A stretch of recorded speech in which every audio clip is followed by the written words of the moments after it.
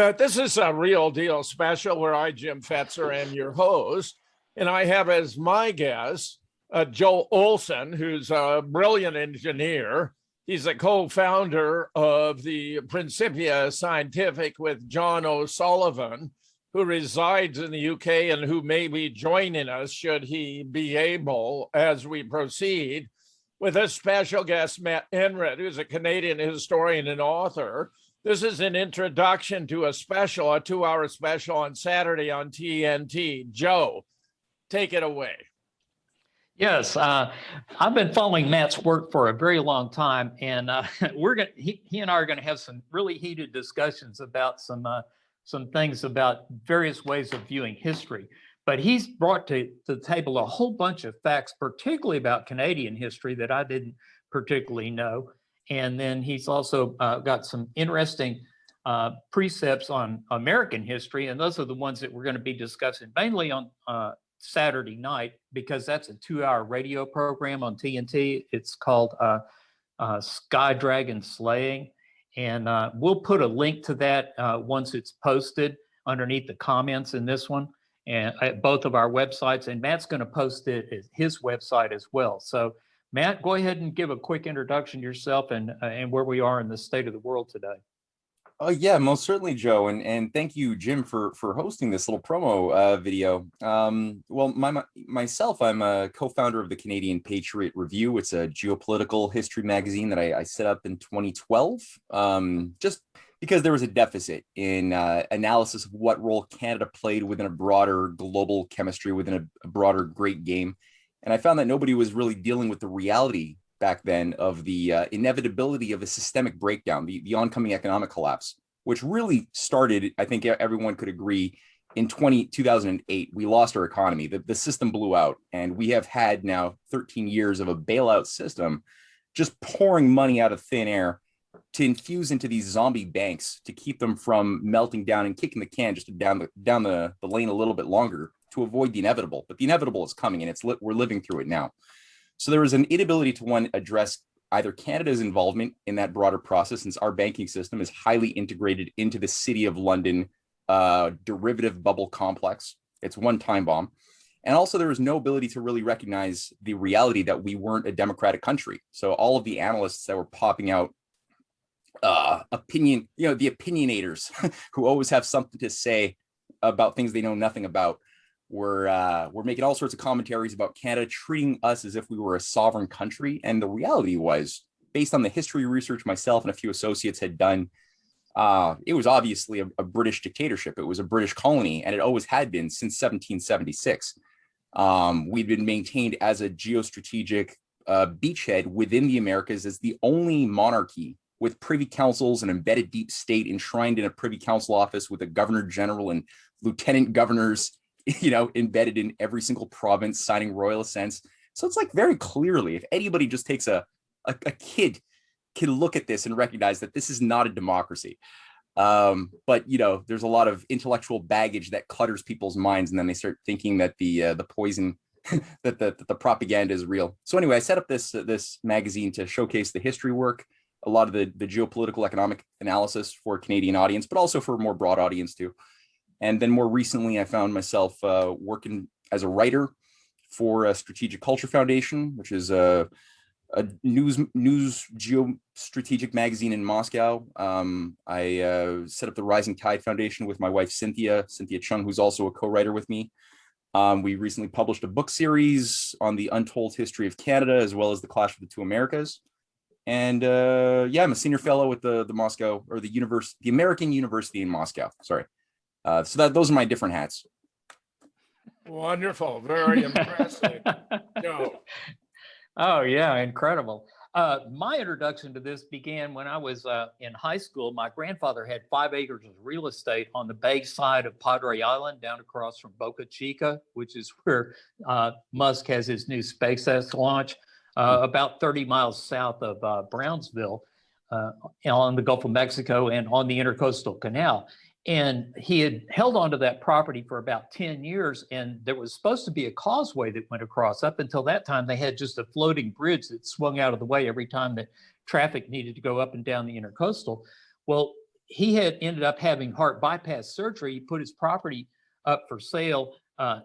Reluctantly, it sold for $600,000, and magically the state of Texas managed to swerve that causeway with a double S and land in the center of his 5-acre tract, which had been purchased by Senator Lloyd Benson, Senator John Tower, both U.S. senators, and the state governor, along with the head of the public safety. So they managed to sell the property for $1.2 million, and they kept an acre on each side, which they sold for additional several million. And the state of Texas ended up spending several million more to make the changes to the causeway to develop South Padre Island. So I've known about it since then. Then during the 80s, I worked for real estate developers here in Houston, which I didn't know at the time because I was just a junior engineer. I didn't realize that they were crooks, but they were heavily involved in the S&L crisis. And I got politically active in Houston, ended up going through divorce court. One day I'm walking into divorce court. There's a guy named Pete Bruton, an investigative reporter who's currently a lawyer and journalism professor at Texas Tech University. And he was selling a book called The Mafia, the CIA, and George Bush at card table in front of the courthouse because no bookstores would carry his book. And so I bought a copy of it, and I had known a whole bunch of the people that were involved in that. That S&L crisis in the mid-'80s was over a $600 billion ripoff of the U.S. taxpayers. And then Matt wanted to say that the crisis started in 2008 with the housing crisis. They've been doing a series of these things forever.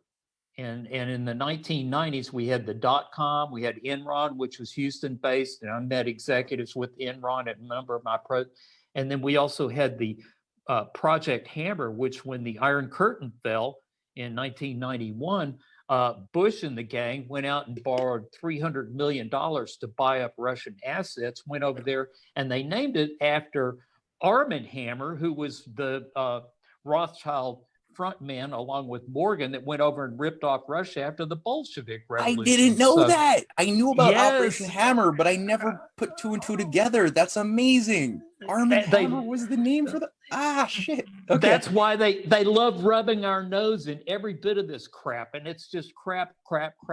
You know. So bottom line is, I've been very well aware of that portion of the program, and then now Putin has done an excellent job. He really has got them in a corner. I don't know if you follow Alex Christoph and the Duran. Christofaru. And Gonzalo Lira. He had a program this morning that he said that Russia has 75 trillion in frangible assets, which would be commodities and resources that the world markets need, and Putin is absolutely in the driver's seat, and these people are bankrupting the hell out of America and Europe in order to keep their money operation and sex slave trafficking going in Ukraine. Absolutely stunning. Absolutely. No, I know I just heard it announced as well this morning, the fact that Russia is now fully putting on the brakes to the exports of various vital materials that are super important for the Western economy to any country that has just been part of the enemy team. And yeah, this is very important on so many levels.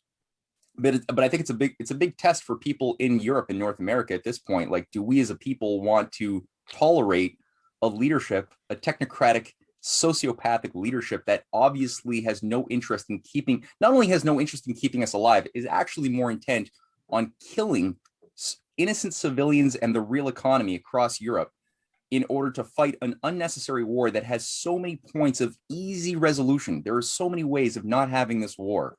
And it just starts with simply agreeing to the terms, the very reasonable terms of not expanding NATO anymore onto Russia's perimeter.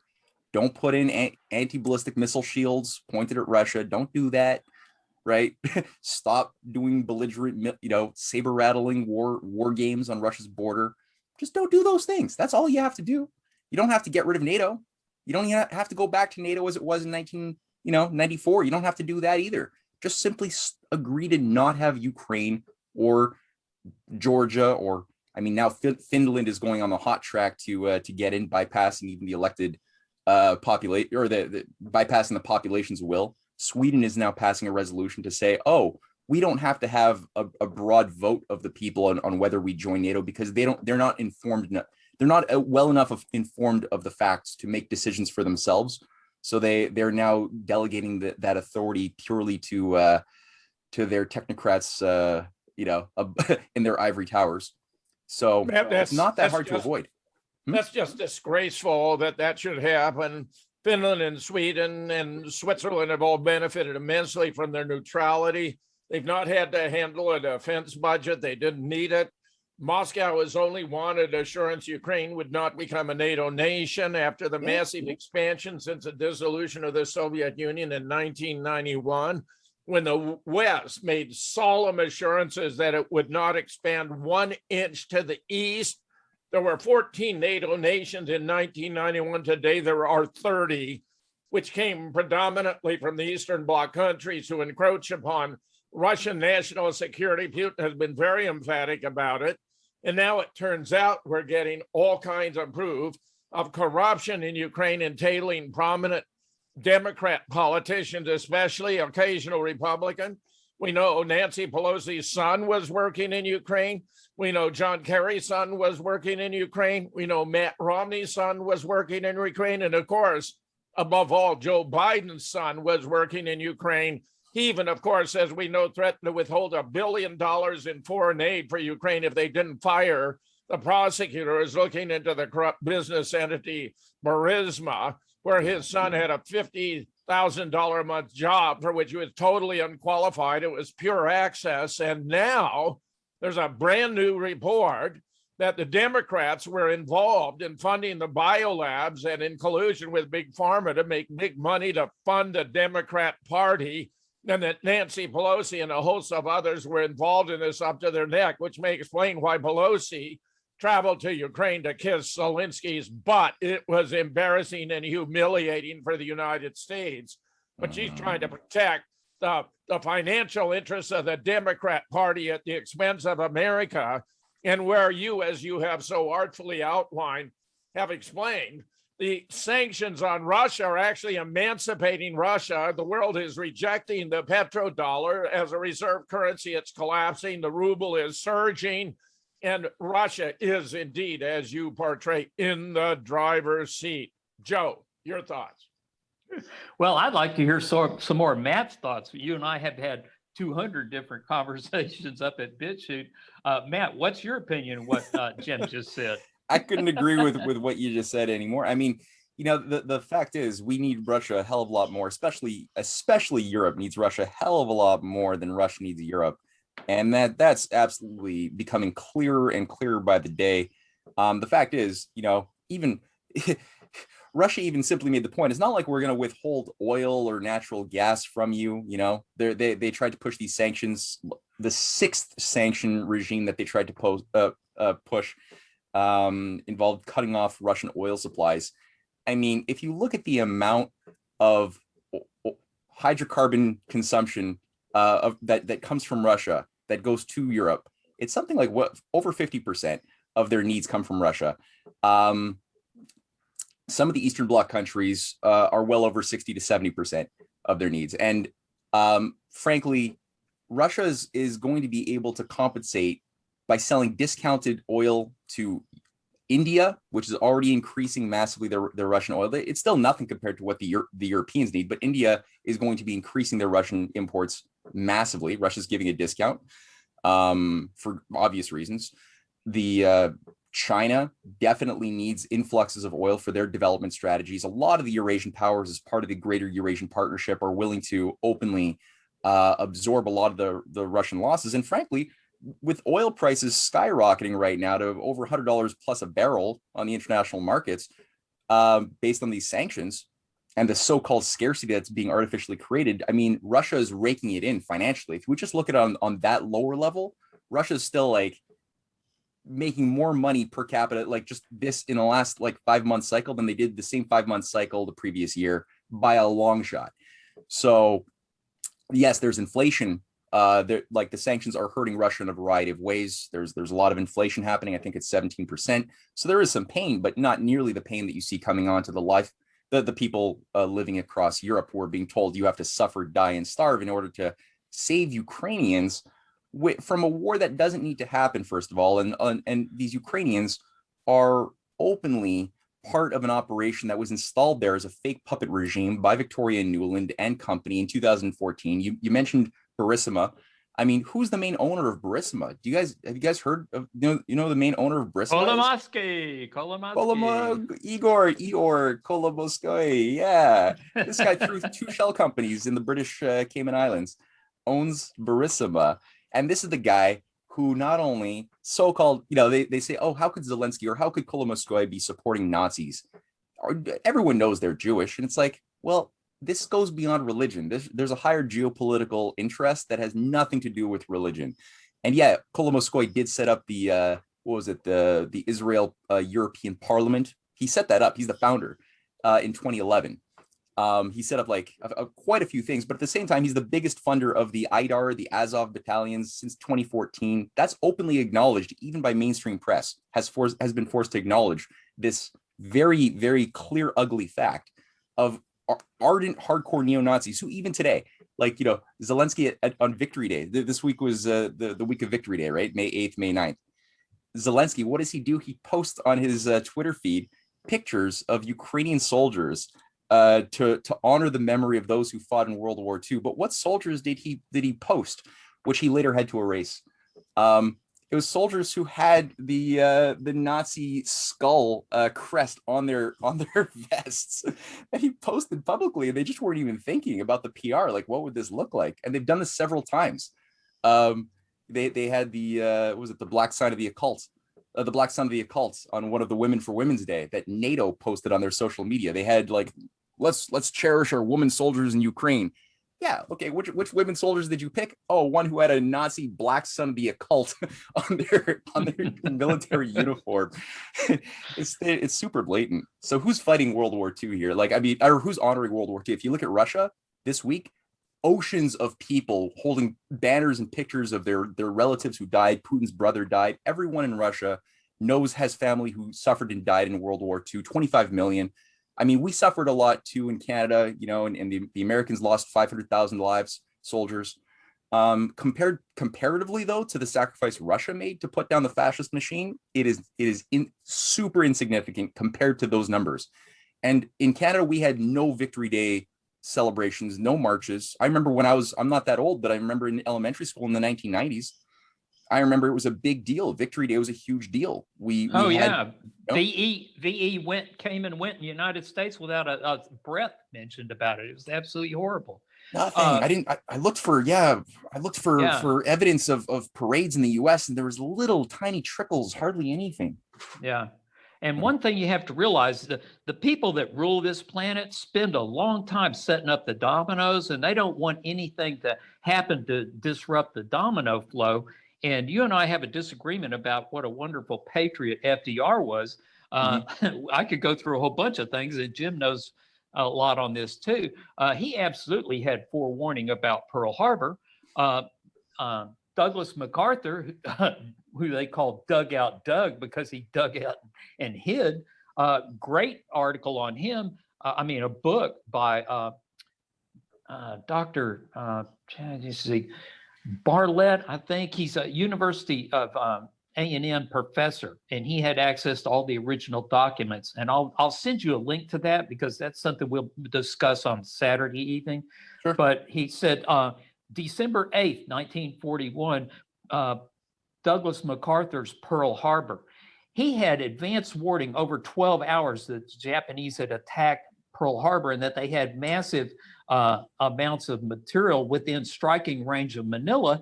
And he lined up all the planes, filled them full of gasoline, and didn't have a single picket set out to monitor incoming flights from the Japanese. And so they were able to bomb half of the entire inventory of B-17s was in Manila, and over half of them were bombed that day by the Japanese, along with a bunch of P-40s. So he willingly destroyed a whole bunch of war material. And then FDR didn't want the American people to think that there was a problem. He had three different destroyers attack German submarines out in the Atlantic before Pearl Harbor Day.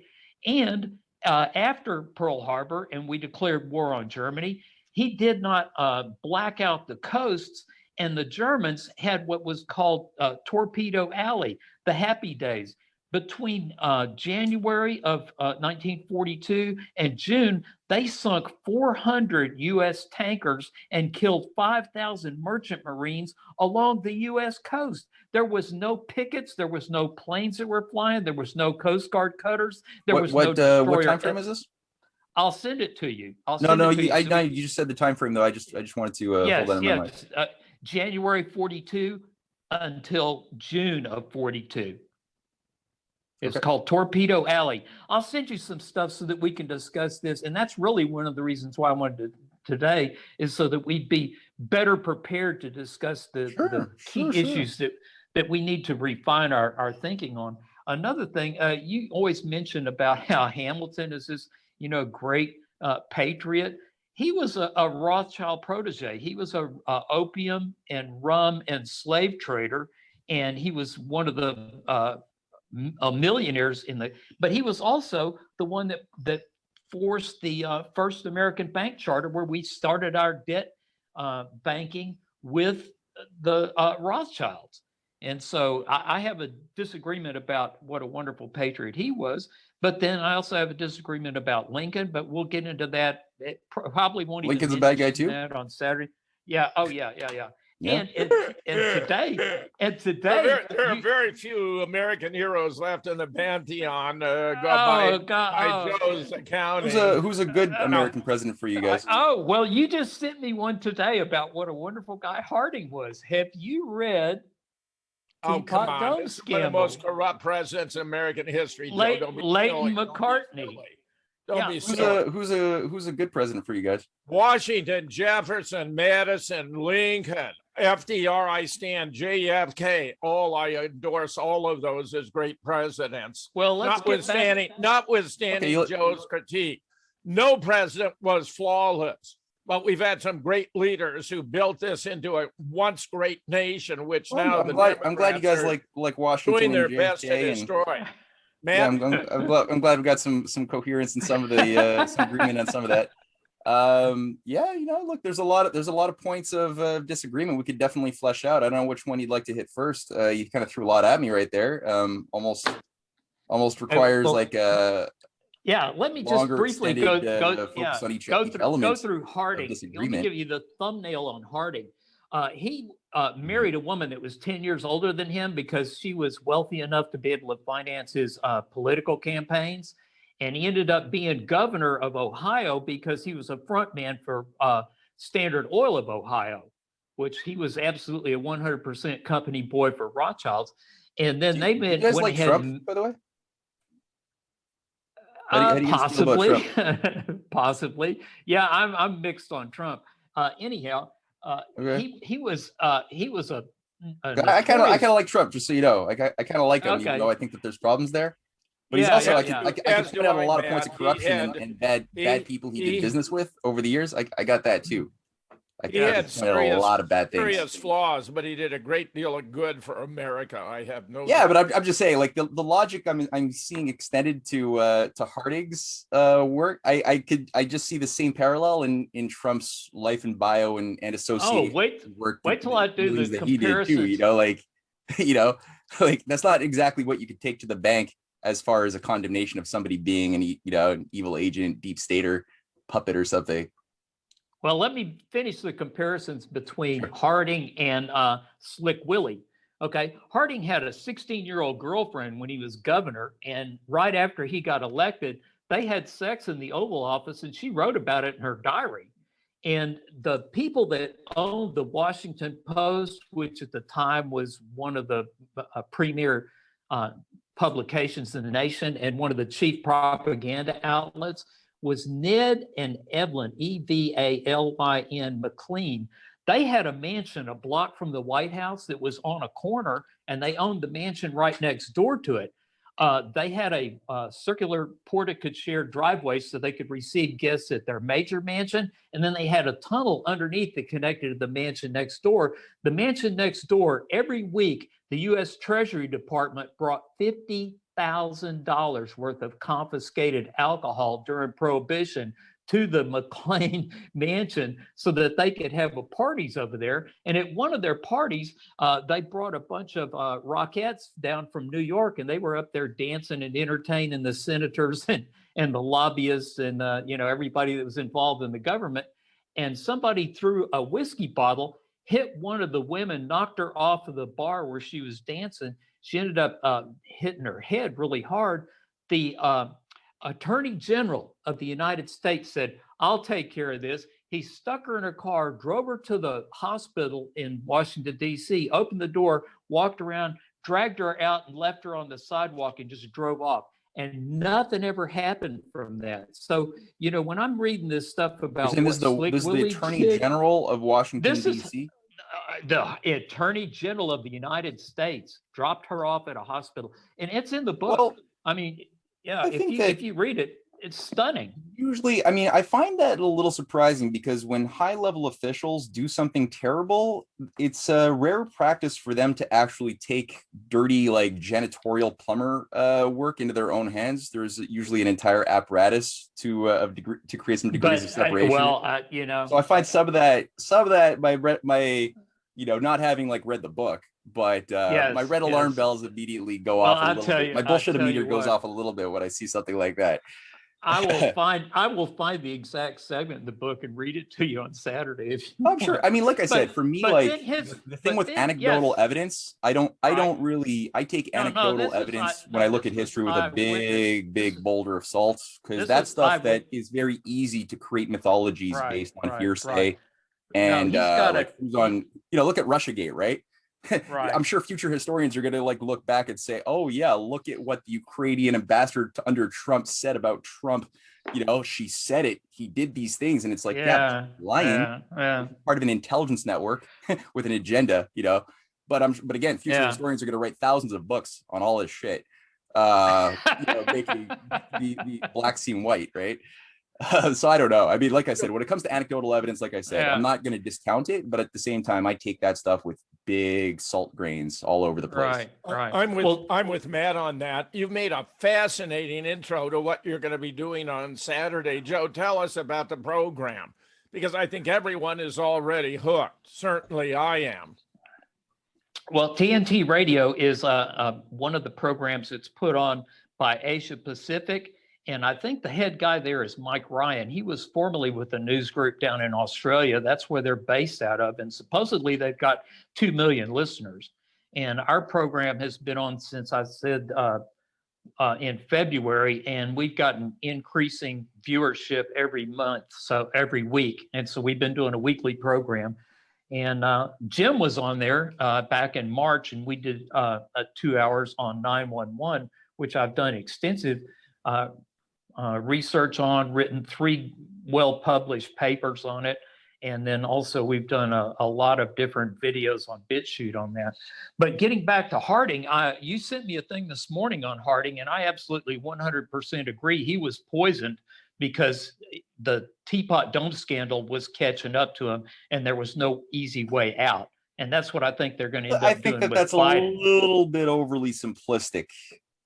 Well, his wife was with him, and she had reasons to not want to. Oh, I'm not saying that there was no Teapot Dome. I'm not saying that I'm necessarily discounting the Teapot Dome thing. I'm just saying that the cause of death and the lack of autopsy, like the assassination, is too simplistic to just associate it with one scandal when you ignore, because I'm all about context. You notice from my writings, I like context a lot. Right. And there's a big spectrum of context that's being ignored in terms of what was the global chemistry, what was the global process underway that he played a role or didn't play a role within. And I think from that point, there's a higher thrust of history that he was interfacing with in a very strategic way that had a lot to do with the rise of, I think the most important driver of that moment in time that he was in there was the end of World War II and the roundtable organizations, operations that had both set up shop inside the United States under Ivy Lee, you know, the first president of the Council on Foreign Relations in 1921, and all of the same groups that had set up the Federal Reserve just a few years earlier in 1913. These were all the same groups that had worked in London, in Paris in 1919, setting up the British Institute for International Affairs. Chatham House is what it's sometimes called, as sort of the think tank branch of the Round Table movement of Cecil Rhodes and Milner. And the other aspect of that came out of the exact same meetings was the League of Nations and its covenant. And its covenant was entirely based, especially with Article 10, of a collective security pact of all members of the League of Nations, right? Who, if one member, kind of like NATO's Article 5, same thing. They already had it. Article 5 of NATO is just a retweak of the failed Article 10 of the covenant of the League of Nations that said if one nation gets into a war, you're legally obliged every member to also participate in that same war, which is just a great formula. If you're a British imperialist maniac who wants to just create divide to conquer forever and forever wars, you want that. You want like those sorts of things in place. And I mean, that's what I saw as the primary thrust in that early period when Harding was getting into the Oval Office.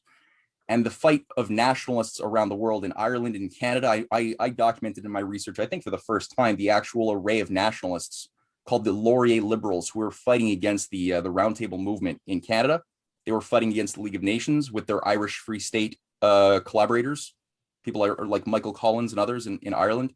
They were working very closely. And the network that I saw in the United States, on both parties, Republican and Democrat, who were all supporters of Harding, were the ones who were doing the biggest fighting, throwing wrenches into the machine of the League of Nations and disrupting that on the one side. I also saw what I've documented is the efforts that were created to maintain bilateral economic and security deals. So the US, Harding refused to allow for a supranational entity to take control of sovereign nation states' ability to do bilateral treaties with Austria, with Germany, with a variety of countries. Russia, big time too.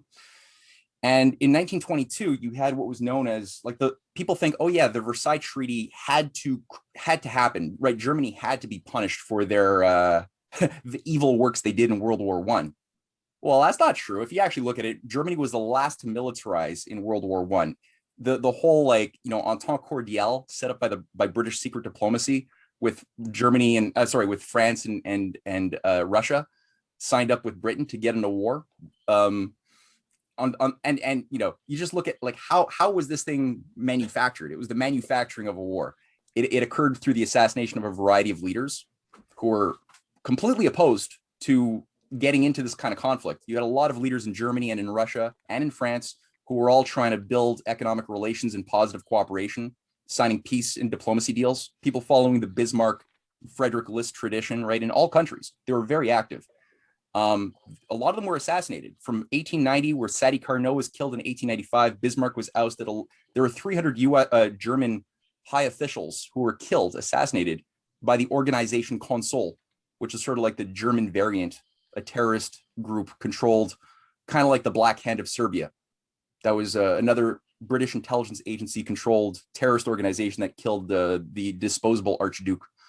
Right. But these just like today's ISIS or the earlier Weather Underground movement, or, you know, the Red Brigades of the 70s, right, that carried out assassinations of Aldo Moro and other statesmen in Europe. Same model was used back then, using anarchists, psychopathic, you know, not even psychopathic, I won't abuse the word, but using very, very radicalized anarchists in cells were deployed to carry out the assassination of McKinley.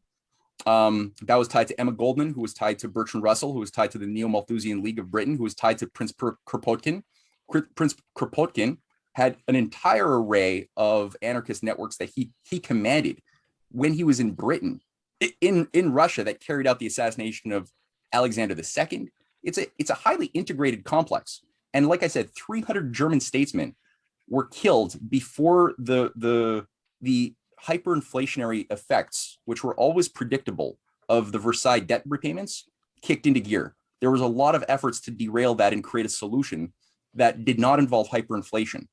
But the British oligarchy, who had taken control, the Lord Milner was like the head of the government of Lloyd George. Milner was the man. And he was the head of the Round Table with his little, like, weird homoerotic network of sociopaths. These are sociopaths, young men who were sort of, they cut their teeth destroying the Boers in the Transvaal Republic in South Africa. They called it Milner's Kindergarten. Leo Amory, Philip Kerr, they were all part of this nasty network. They wanted to destroy Germany and destroy the German-Russian historic relationship, but also the German-Russian-American historic relationship, since all three countries had strong traditions of cohesion, all the way going back to the American Revolution, when Catherine the Great came in and really turned the tides with the League of Armed Neutrality in favor of the rebels. The Germans were also helping a lot, right? Not Scharnhorst, but you had German Prussian troops training, fighting even in combat with the colonials. So there's this old tradition that had to be destroyed, and so again, the Organization Council played a big role, which became Hitler's paramilitary branch of the Nazi regime. That was when the Organization Council killed Rathenau. And I'm saying all this to get at Harding, right? But when Rathenau, the foreign minister, who was a follower of Friedrich List, the Friedrich List Society was massive in Germany at that time. It was bigger than anything fascist. And it was all based upon the idea of large-scale economic development, the Zollverein idea of Bismarck, that was the idea, and collaboration with Russia on rail development, industrialization, state-backed controlled credit for the development of your nation's productive powers. That was all there. Rathenau was organizing the Rapallo Accord. And the Rapallo Accord, you guys know what that was? Fill us in.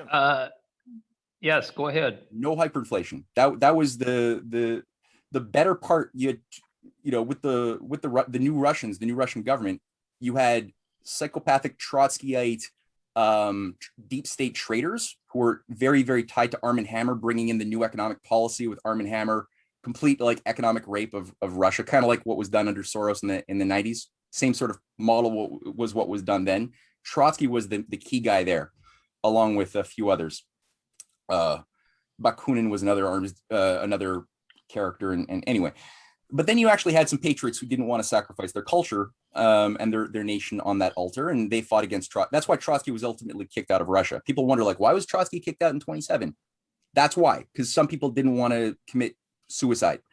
But anyway, the better, smarter branch of that network that were fighting against the deep state, they organized with Walter Rathenau, the foreign minister of Germany, the Rapallo Accords, which would have basically canceled all of Germany's debt repayments to Russia, and Russia and Germany would agree on a mutual industrial policy of basically undoing the damage, right? Under Versailles, Germany's industrial base, its rail, were all taken over by the Allies. The North Silesia, the Rhine, the Ruhr regions, all of the mining districts were all taken control of by this looting operation, which basically also their agricultural base was destroyed. So their ability to produce wealth, to pay the debts, was removed, and they were just given debts at a printing press to print money. Obviously, this was going to result in hyperinflation. That was the point.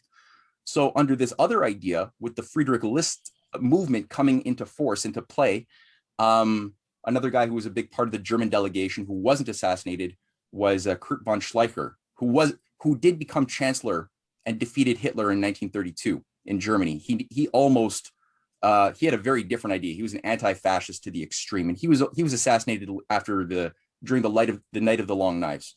But he was Rathenau's assistant in the Rapallo Accords, and that would have involved both a new economic relationship, no debt repayments, and industrial development to really rebuild and reheal Germany from the economic destruction that was incurred during the course of the war and after. Warren Harding, and especially the American delegations, were playing a key role in defending that process, both on so many levels. I mean, I write about that. There's books that have also been written about that, but that whole process disrupted the entire one world government depopulation agenda that was supposed to be in place in the 20s. Like right after World War I was over, the solution that was proposed by those who started World War I was one world government, get rid of nation states, have a eugenics-based new world religion to reduce the world population. That was going to be it. That wasn't supposed to fail. It failed because of the policy activities and commitments that I saw coming out of, like I said, those networks I just mentioned. And so I'm looking at this context, and when I see like little scandals about like a chick getting screwed and that's what you're going to say is going to cause the assassination of Harding, when you ignore that bigger process, I find big grain of salt, I can't. Matt, you're a veritable encyclopedia. You're talking about a scenario that's being replicated today. One world government, abolishment of borders, mass genocide.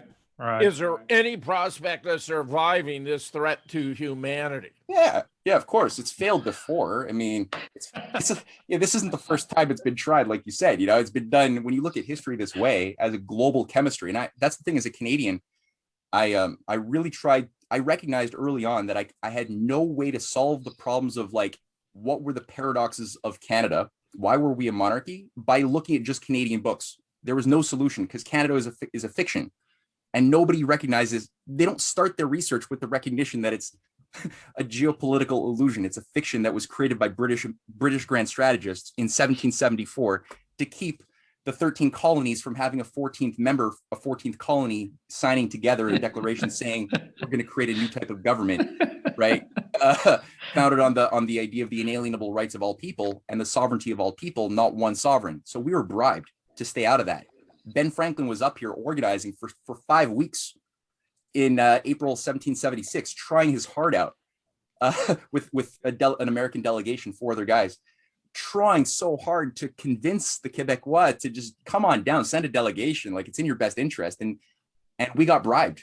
We stayed out of it. And so all of history has been, I think the way I look at it, is a series of tragic abortions of potential, and also positive abortions of evil, right? So things could have been a lot worse at different moments, decisive moments of change, but they weren't, because certain people chose to risk their lives and more to do what was difficult and take a leadership position when there was a vacuum of leadership, and derailed evil. So Matt, I do not see leadership in the world today. I see it nowhere. Trump had that potential, but it doesn't appear to be realized. What can be done? How do you see this playing out? Okay. So look, yeah, definitely Trump has that potential. And I think, honestly, that part of the Republican faction that rallied around Trump, that were not neocons, is the only viable thing I see in the United States. I think the Democratic Party in the past, a long time ago, the Democratic Party had some elements of moral viability. I don't see much evidence of that anymore. Even they had like a little inkling with the Tulsi Gabbard, and they had to like kick her out because she had a little bit too much morality and common sense, so she had to go. So yeah, I do see the Republican, the better patriotic Republican movement as being the only viable thing. Trump's got to up his game a lot more. I mean, right now, I understand that he has used a technique. I see it as a technique of saying something that is ugly or crazy, and then doing something eminently reasonable as a policy action, right? And I get that works. It works good. I do think he has some bad blind spots, but I do think that what he did, especially between 2016 and 2019, the end of 2019 and early 2020, demonstrated a viable battle plan that would work to disrupt completely this entire Great Reset, global, technocratic, transhumanist, call it what you want, right? Dark age. I would just call it a dark age. A technocratic feudal dark age is what is on the potential line here, right? The things he was doing was that I thought had the greatest global significant value was there's a few things. Well, number one, calling for pulling the US obviously out of any obligations to the World Health Organization. That was a key vital thing. So I don't care if the fact that he's stupid about vaccines. Okay, he's stupid about vaccines. He thinks that he did such a great thing with warp speed. I don't think so. Most people who are smart don't think so. But the fact is that if you were going to pull the US out of any support of the World Health Organization, it doesn't really matter that these vaccines exist, because you're not going to be forced to, put some sort of an international fascist mandate on pandemics. Or to demand people inject themselves to keep their jobs or maintain their livelihood. That's one thing. Number two is extracting the US from obligations to the World Trade Organization by restoring protectionism. You have to have the better Republicans right now have to return back to that common sense that every nation has the right and mandate to utilize protectionism, which is what Trump did by flushing NAFTA, right? NAFTA said it's illegal to use protectionism. Trump said, no, we need it because look what we did for 50 years, right? Atrophying our industrial base, our machine tool sector, everything's been destroyed by British free trade looting under globalization. So that was a vital formula as part of the rehabilitation, the healing of our infrastructure, our industry, that we need to support our own people. We can't keep on relying on cheap goods from sweatshops. That's a cycle of dependency that's destructive for the slave producer societies as well as for us. Nobody benefits ultimately. There's no nation, right? It's only a small coterie of supranational financiers above nations who are the middlemen who think that they benefit. And they kind of do, but they kind of don't, because they need their parasite that needs the host to stay alive. Otherwise, when the host dies, the parasite doesn't do well. The other thing was moving the U.S. into a military cooperative policy with Russia on Syria. The U.S. patriots right now should be much more competent. And I see many pro-Trump people thinking that Ukraine is on the right side of history and Russia is the new Satan. That's insane.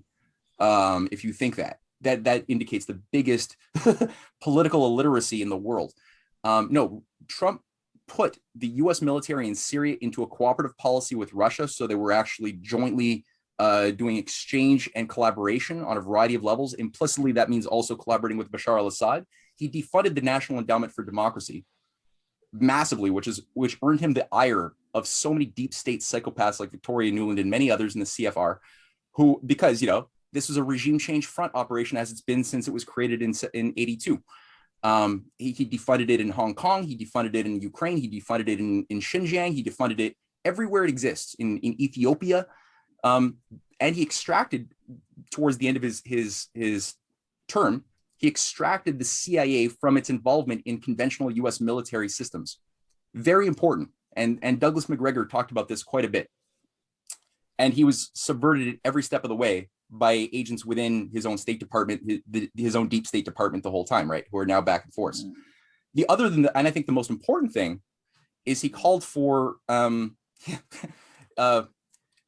bypassed the State Department and he invited the Vice Premier of China to the Oval Office in May 2019. And he gave an impromptu speech and announcement echoing the future U.S.-China trade deal that would be consolidated, in January 2020, a big year or a big month when everything was turned inside out. But that was also the year of the U.S.-China trade deal that would involve, first of all, China buying $350 billion of U.S. finished goods to rehabilitate the U.S.